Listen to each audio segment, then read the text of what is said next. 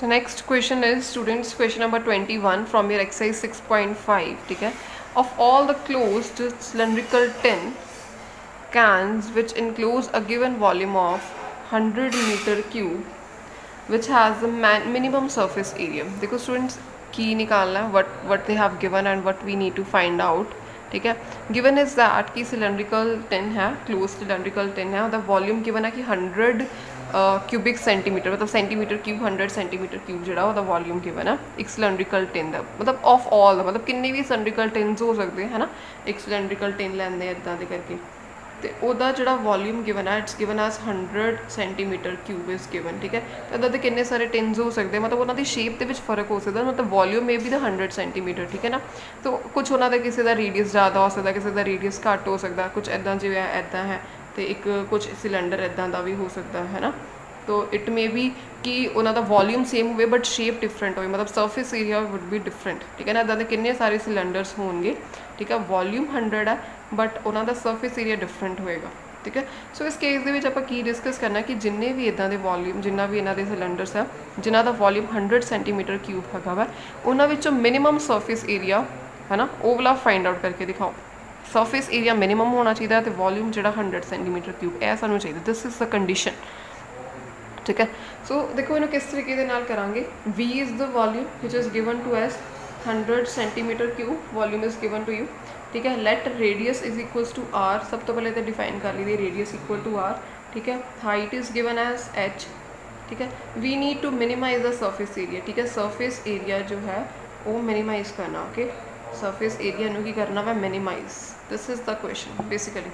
ठीक है, तो surface area of cylinder is what. देखो इतने गल की surface area, now you are thinking about कि सरफेस एरिया लेना या टोटल सरफेस एरिया लेना। देखो सरफेस एरिया ऑफ सिलेंडर होंगे 2πRH। ठीक है, if I talk about the surface area तो टोटल सरफेस एरिया की गल करिए तो होंगे वै 2πRH प्लस 2πR²। ठीक है ना, this is the total surface area. So when it is written कि सरफेस एरिया निकालना, ठीक है ना, तो it means by default it is total surface area. If it is written as कि सरफेस एरिया निकालना है by default it is total surface area. ठीक है, so total surface area apply करांगे, इट मीन्स की आएगा 2πRH प्लस 2πR²। सो इनू आप मिनिमाइज करना। ठीक है, मिनिमाइज करने का मतलब है कि वही वाला स्टैप्स आप सैकेंड डेरीवेटिव रूल अप्लाई करांगे। सैकेंड डेरीवेटिव रूल किस तरह अप्लाई करांगे, फर्स्ट डेरीवेटिव पुट करांगे 0 टू इक्वल, पर सब तो पहले we have to find out the variable कि विद रिस्पैक्ट टू आप डिफरेंशिएट करिए, R दे विद रिस्पैक्ट टू करिए कि H दे विद रिस्पैक्ट टू करिए। 2 वेरीएबल्स है, एक वेरीएबल सिंगल वेरीएबल छपया आप हमेशा बना लीदा।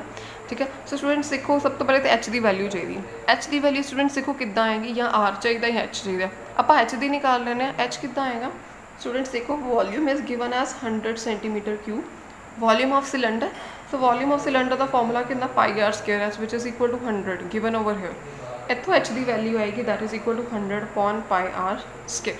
ठीक है, so students this is the value of H। Now I am going to putting the value of H over here. देखो स्टूडेंट्स की बनता है इतने साढ़े को 2πR² प्लस 2πR, H की वैल्यू आप पुट कर दो 100/πR²। ठीक है, सो एक ही बन जाएगा 2πR²। ठीक है, प्लस पाई कैंसिल हो जाएगा, एक R कैंसिल हो जाएगा। ठीक है, की बन जाएगा 200/R। सो एस की वैल्यू आ गई, डिफरेंशिएट करांगे, यह भी R दे विच आ, यह भी R दे विच आ। ठीक है, सो डिफरेंशिएटिंग ds/dr यदा की बन जाएगा 4πR। ठीक है, प्लस 200 का बच्चे कॉन्सटेंट है R, मतलब R है। ठीक है, 1/R का की डिफरेंशिएशन होंगे 200 तो डायरैक्टली कॉमन ले लो।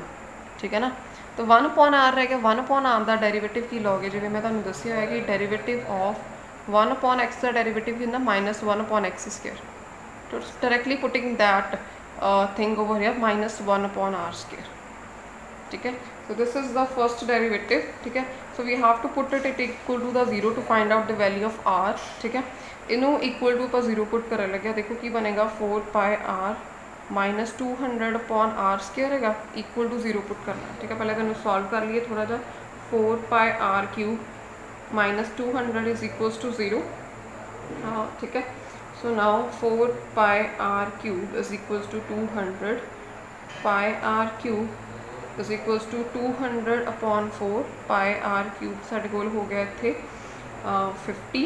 सो R³ ठीक है, R³ की वैल्यू आ गई 50/π। ठीक है, एंड आर की वैल्यू अगर आप फाइंड आउट करिए तो 50/π का cube root. Okay so this is one is the critical point. तुहानूं पता है कि नैक्सट स्टैप की करना, आप इनू मिनीमाइज़ करना है। Surface area should be minimized. इसका मतलब साडे कोल double derivative should be greater than 0 आना चाहिए। सब तो पहले इसका डबल डेरीवेटिव निकालते हैं, ठीक है। Double derivative at this point, ठीक है ना, एट आर की वैल्यू है देते, ठीक है। At this point double derivative की असी वैल्यू जो है असी फाइंड आउट करांगे, ठीक है।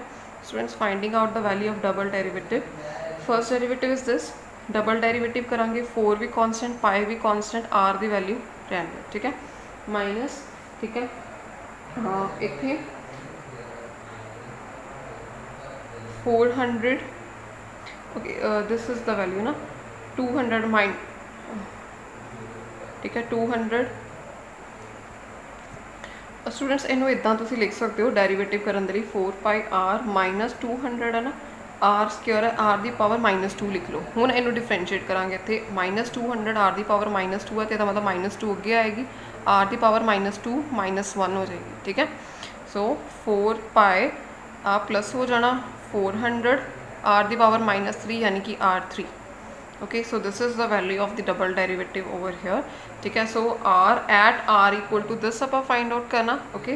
तो आर क्यूब की वैल्यू होगी 50/π। Directly I am putting the value of R is equals to 50, R cube is equals to 50/π। Directly I am putting the value of R cube over here, ठीक है ना। 4π प्लस 400/50 मल्टीप्लाई बाय पाई, ठीक है। Students देखो इन्हें solve करने की लोड़ ही नहीं कि कुछ भी है पॉजिटिव ही आना, ठीक है ना। Everything is positive, so this is positive, तो दिस इज़ पॉजिटिव। इसका मतलब की है कि एस इज़ मिनिमम। अगर आप पॉजिटिव है, डबल डेरिवेटिव पॉजिटिव आ जाए तो S is minimum at R cube is equals to 50/π and R is equals to 50/π the cube. इन्हों मिनिमाइज ही करना सी, सरफेस एरिया मिनिमाइज हो गया, साढ़े को मिनिमम वैल्यू आ गई, ठीक है। In this way students you will do this question, okay. So next question is, so students next question is question number 23. Prove that the volume of the largest cone that can be inscribed into a sphere of radius r is 8/27 of the volume of the sphere. It means कि given है कि prove that the कि volume की given है कि volume of the largest कोन, एक circle है, एक स्फीयर, स्फीयर ਦੇ ਵਿੱਚ ਕੀ ਹੈ ਕੋਨ है ना, कि volume of the largest cone that can be inscribed in a sphere. Sphere ਦੇ ਵਿੱਚ ਕੀ ਬਣਿਆ ਹੋਇਆ, ਕੋਨ ਬਣਿਆ ਹੋਇਆ, तो उन्होंने कहा कि volume of the largest cone. Largest cone का मतलब है कि बहुत सारे कोन्स बन सकते हैं, मतलब मैं अगर मैं इस शेप का बनाया कोन इस शेप का भी बन सकता है, बहुत सारे कोन्स बन सकते हैं। वो कहते कि जो वॉल्यूम जिदा वॉल्यूम सब तो लार्जेस्ट होएगा ना, ठीक है, प्रूफ की करके दिखाना है कि volume of the largest cone के इक्वल है 8/27 of the volume of sphere के इक्वल है। यानी कि volume of largest cone it should be need to be 2 proof, ठीक है ना। Volume of largest cone is equals to 8/27 of the volume of sphere, ठीक है ना। It means volume of sphere कितना होंदा इत्थे 8/27, वॉल्यूम ऑफ स्फीयर होंदा 4π3πr3, ठीक है ना। This is the thing we need to prove it, ठीक है, सारे क्वेश्चन दे विच, ओके। सो सब तो पहले we need to what we need to do is in this question is, okay. So students next is कि let R be the radius of cone, ठीक है ना। सब तो पहले सारी चीज़ों आप मैक्सीमाइज या मिनिमाइज कुछ भी करने के लिए what we need to do कि what we need to do is सब तो पहले तो वेरीएबल्स डिफाइन करांगे ना, ठीक है।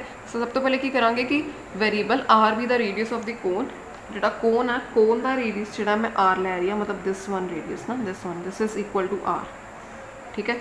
नाउ आई एम टेकिंग कि एक स्फीयर भी बनया, स्फीयर का भी कोई ना कोई रेडियस होएगा, ठीक है।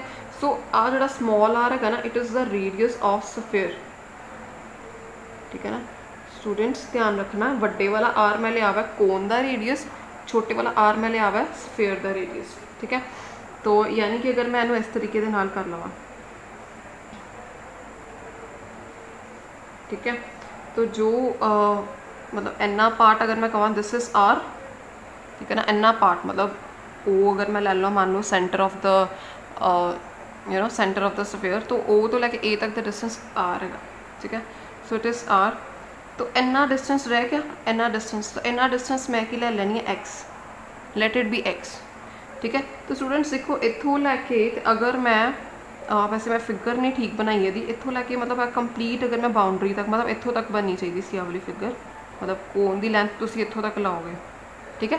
यह जी पूरी लेंथ हैगी इत्थों तक इट विल बी ऑल्सो भी आर रेडियस ही होएगा मतलब सेंटर तो लैके अगर इन्ना आर है तो मतलब कितों भी लगे सर्कल का सारा रेडियस सेम ही होंगे ठीक है कॉन्सटेंट ही होंगे ठीक है। तो आ वाला ये फैक्टर भी जोड़ा है ना इत्थों लैके इत्थों तक आ वाली चीज़ भी जी है ना that is also equal to R ठीक है। मैं दोबारा आ वाली फिगर एक इत्थे बना देनी है इस तरीके के नाल ठीक है स्टूडेंट्स जिवें इदां लिया आर हैगा इत्थे ठीक है इन्ना this is the centre of the circle इन्ना मैं रेडियस लिया हुआ है जिहड़ा बाकी पार्ट रह गया इन्हूं एक्स ले लिया मैं इत्थे ए वाले पार्ट नूं इहदे नाल जॉइन किया this is also equal to R ठीक है ना because if this is a radius this can also be a radius ठीक है ना इस तरीके के नाल आपां कीता है स्टूडेंट्स ठीक है where R is a radius of the cone A वाला की है रेडियस ऑफ द स्फीयर हैगा ठीक है। सो इस तरीके के नाल सब तो पहले ये साड़ा काम की आपां की करना है कि वॉल्यूम ऑफ द लार्जेस्ट कोन सब तो पहले निकालना है ठीक है। इट मीनस कि कोन के वॉल्यूम नूं की करना मैक्सीमाइज करना ठीक है लार्जेस्ट कोन का निकालना है इट शुड बी मैक्सीमाइज ठीक है। और वो वाले कोन के वॉल्यूम नूं असीं वॉल्यूम ऑफ स्फीयर के 8/27 टाइम्स इक्वल प्रूफ करके दिखाना। सब तो पहले मैं volume of the cone find out करांगी volume of the cone is 1/3 pi R square H ठीक है। If I see pi R square H now R किहड़ा लेना बच्चे आर जिहड़ा रेडियस ऑफ कोन है ना इट इज़ इक्वल टू मतलब वड्डे वाला आर सो वड्डे वाला आर लवांगे इत्थे ठीक है ना। नाउ हियर देखो दो वेरीएबल्स है इन्हूं आपां डिफरेंशिएट करांगे तां ही डिफरेंशिएट करांगे जो वेरीएबल पता होएगा वेरीएबल इहदे च दो गिवन है आर्स भी ते एच भी ठीक है। तो स्टूडेंट्स देखो आपां वेरीएबल जिहड़ा इहनूं चेंज कर लैणे वेरीएबल्स किस तरीके दे नाल देखो चेंज करने आ थोड़ा जिहा इहदा डिफरेंट तरीका है पाए ठीक है। सब तो पहले तो मैं ना ए वाले आर दी वड्डे वाले आर दी ना जो है वो मैं वैल्यू निकाल लेनी बच्चे इत्थे आर भी चेंज करांगे तो इनू भी चेंज करना पएगा सानू। देखो सब तो पहले तो अगर मैं from this figure if I want to calculate this R by applying Pythagoras theorem over here ठीक है। तो व्हाट कैन आई से कि R square is equals to this X square plus बड़े वाला आर स्क्वायर ठीक है।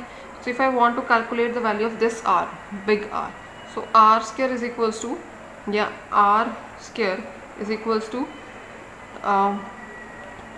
this r square minus x square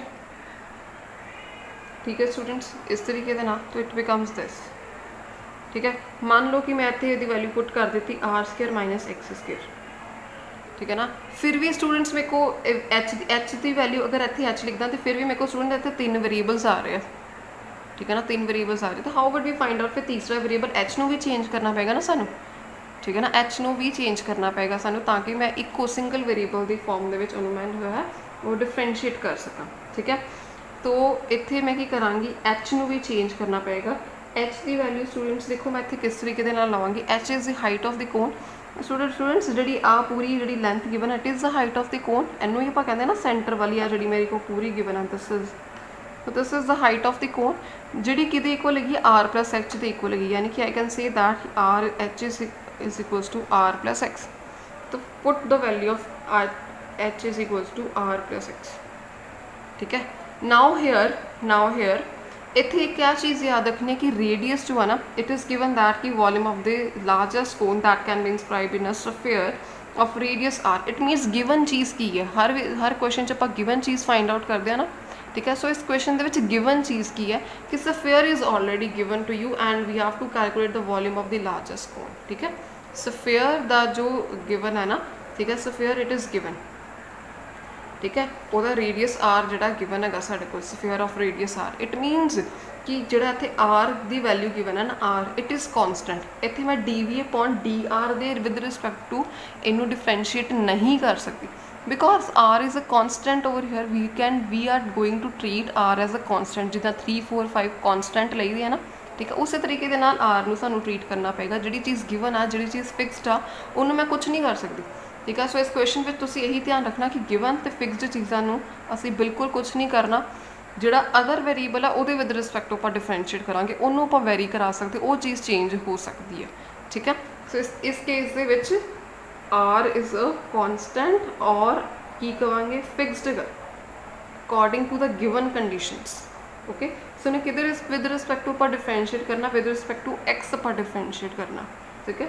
so now D V upon D X ठीक है की लिखोगे 1/3 पहले इन्हू थोड़ा जा सॉल्व कर लीए है ना, वी ही लेने पहले थोड़ा जा सॉल्व कर लिए R square minus X square students can I write it as R minus X R plus X, तो आर प्लस एक्स हो गया, V is equals to 1/3 pi R minus X and R plus X the whole square.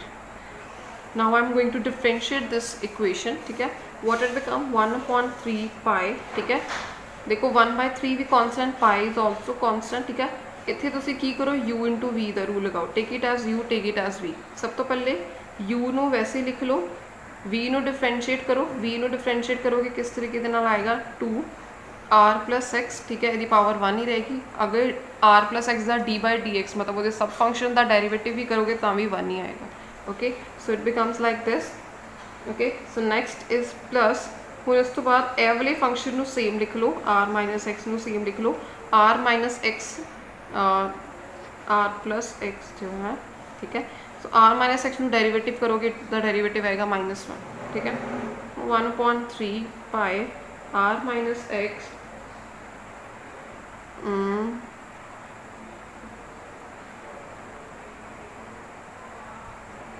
Students ये देखो r minus x इतने r plus x है, r plus x इतने भी है, तो इन्होंने कॉमन ले सकते हैं 1/1.3 पाए r प्लस एक्स, एक इतों कॉमन लिया, एक इतों कॉमन ले लिया, तो अंदर की बच गया, इतने मेरे को बच गया 2, इतने मेरे को बच गया 2r माइनस 2x हो जाएगा, एक 2 इधरों बच गया, ठीक है, ये चीज़ माइनस दे विच हैगी है, ठीक है, सो इत्थे की आ जाएगा, एक बाहर निकाल लिया r प्लस एक्स, एक बच गया ना, तो नाल माइनस भी लगा, यानी कि माइनस r माइनस एक्स, ठीक है, ध्यान दे नाल करना है वाले स्टैप नो, ठीक है। सो देखने कैंसल आउट की हो जाती है साढ़े कोल 1/3 पाए r plus x, 2r minus r करांगे तो r आ जाना, -2x माइनस करांगे तो -3x आ जाना, ठीक है। नैक्सट स्टैप की है डेरिवेटिव dv/dx नू 0 पुट करीदा, अगर जो मैंने 0 पुट किया देखो x दियाँ की वैल्यूज़ आ सकती हैं, ठीक है, इतों देखो x दियाँ की वैल्यूज़ आ सकती हैं, x की वैल्यू या तो आएगी -r, ठीक है, दूसरी x की वैल्यू की आएगी r/3, ठीक है ना। सो देखो इतने r एक -3 है, एक r की वैल्यू है r/3, ठीक है। स्टूडेंट्स नैक्सट किदा करांगे, देखो x इक्वल टू -r ते r/3, देखो इतने बच्चे r की r का रेडियस गिवन है सानू, है ना, तो रेडियस ऑफ दिस स्फेयर, तो radius of this sphere negative नहीं हो सकता कभी भी, ठीक है ना। सो यह वाली वैल्यू तो पहली गल तुसीं रिजेक्ट ही कर दो, रिजेक्ट होगी यह वाली वैल्यू, मतलब इनू आप एक्सैप्ट करते हैं r is equal to x equal to r/3, this is your critical point, ठीक है। सो हुण तुसीं की करोगे, ਇਹਦਾ डबल डेरिवेटिव फाइंड आउट करोगे, डबल डेरिवेटिव ਦੇ ਵਿੱਚ ਆਵਲਾ पॉइंट पुट करके देखोगे कि पॉजिटिव आती है कि नेगेटिव आती है, ठीक है। सो सब तो पहले find out the double derivative, ਇਹਦਾ डबल डेरिवेटिव यानी कि d²v/dx² which is equal to 1/3 पाए, ओके। सो ये u इंटू v का रूल लगाओगे, सब तो पहले r प्लस एक्स इदा ही रहने दो, ਇਹਦਾ डेरिवेटिव करोगे विद रिस्पेक्ट टू x करना, r is a constant -3x तक ही आ जाएगा -3, ओके। सो नैक्सट प्लस करोगे r -3x नू इदा ही रहने दो, r प्लस एक्स का डेरिवेटिव करोगे तो आएगा 1, ओके। तो नैक्सट सॉल्व कर लो इनू बस 1/3 पाए, ठीक है, -3r -3x plus r -3x, okay. So what it becomes π/3, okay. So -3r plus r, what it becomes -2r, it becomes -6x, okay। So taking -2 as a common, -2 π/3, it becomes r plus 3x, की आ गया जी negative, ठीक है। तो d² v/dx² is negative over here, ठीक है।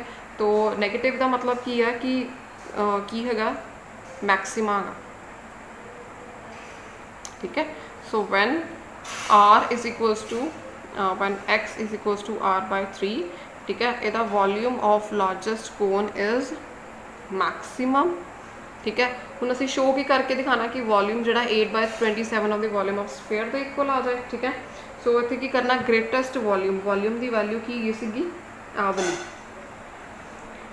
ਇਹਨੂੰ ਆਪਾਂ show करके दिखाना है कि volume of cone is 8/27 of volume of sphere, ठीक है। कितना शो करांगे, देखो सब तो पहले वॉल्यूम की वैल्यू 1/3 पाए r² माइनस x² की वैल्यू बच्चे आप पुट कर रही हैं, r/3 है ना, put it as r³ upon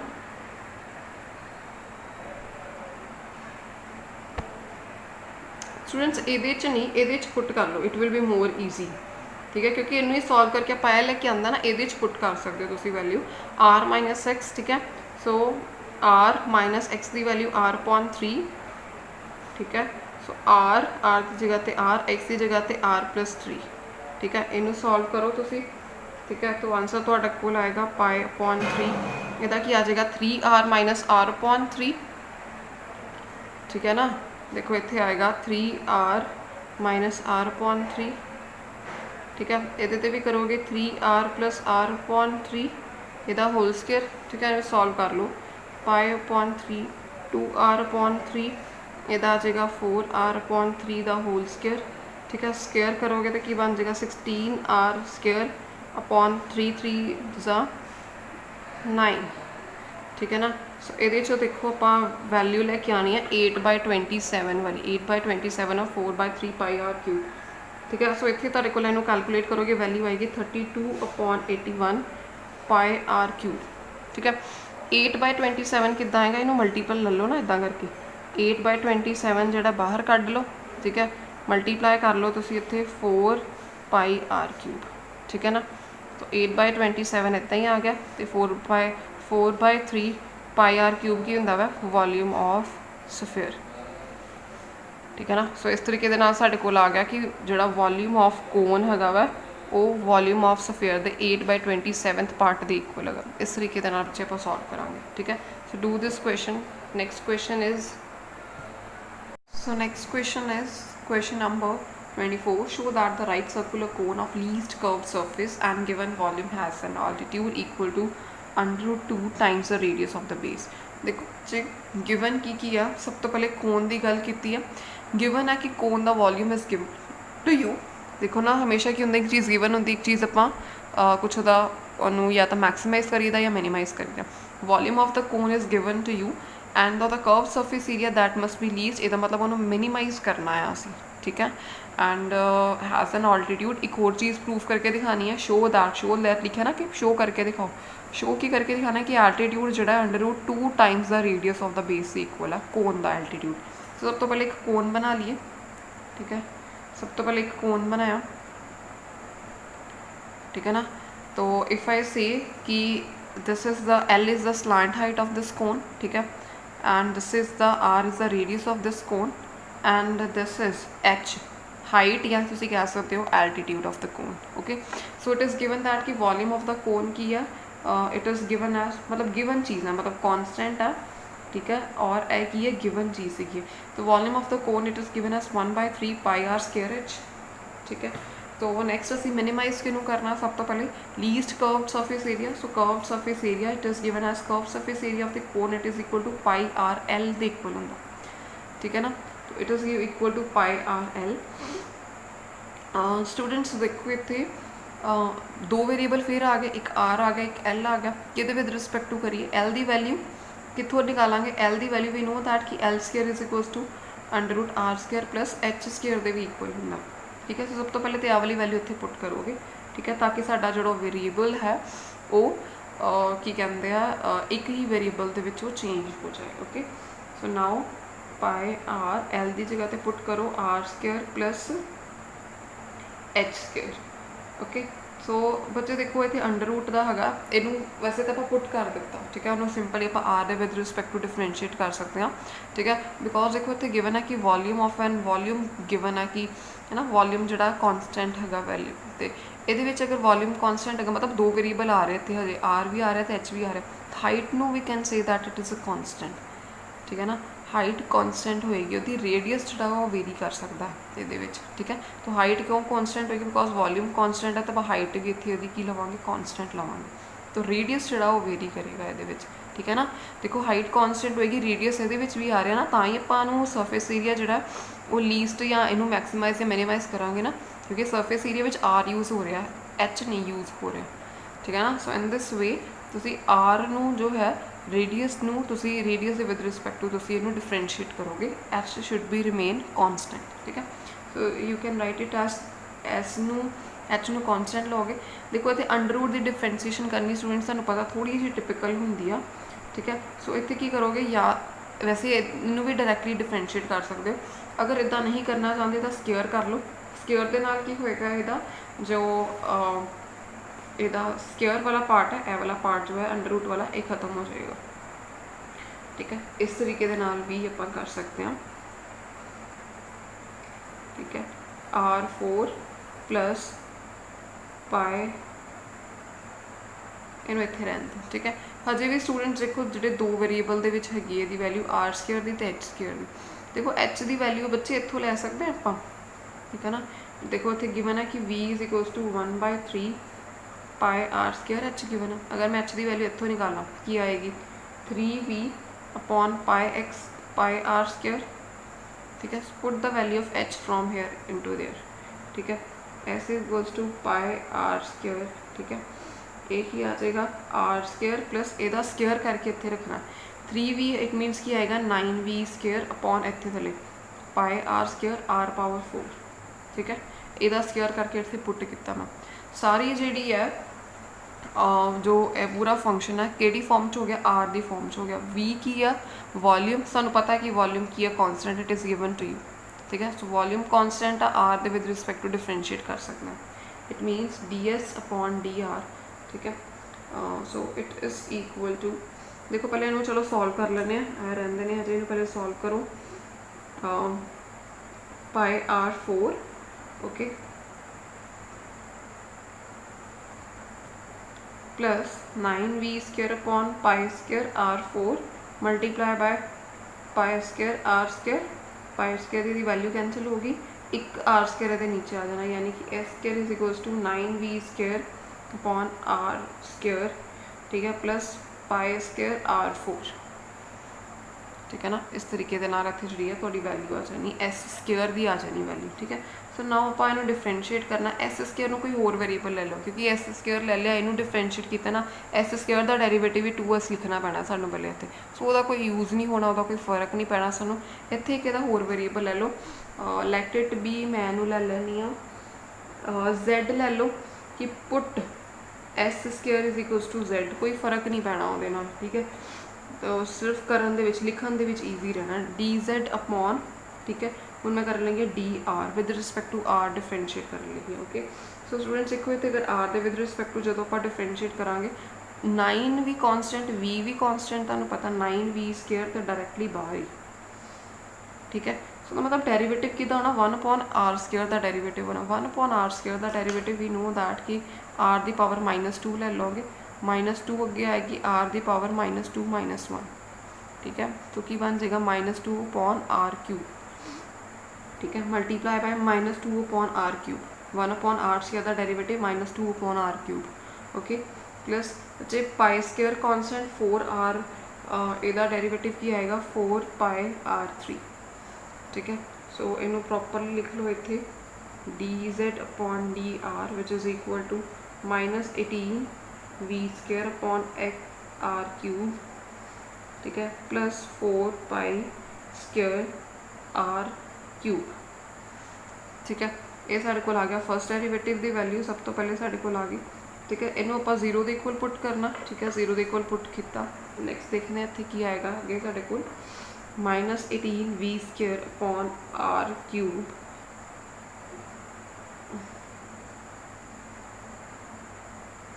ठीक है। इन्हों दोनों चो 2 कॉमन लै लो, ठीक है, 2 कॉमन लिया, -9V square plus 2 pi square R3 is equals to 0, R3 तो कैंसिल हो जाना, इतने R6 कर दिए ना इहदा, ठीक है, तो होएगा इहदा कैंसल आउट, ठीक है।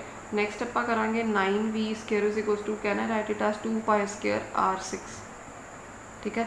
इन्हों जो आप 0 के इक्वल रखी दा साढ़े को क्रिटिकल पॉइंट की वैल्यू आती, यानी कि इतने मैं R6 की वैल्यू अगर मैं फाइंड आउट करने की कोशिश करा की आएगी 9V square upon 2 pi square R6।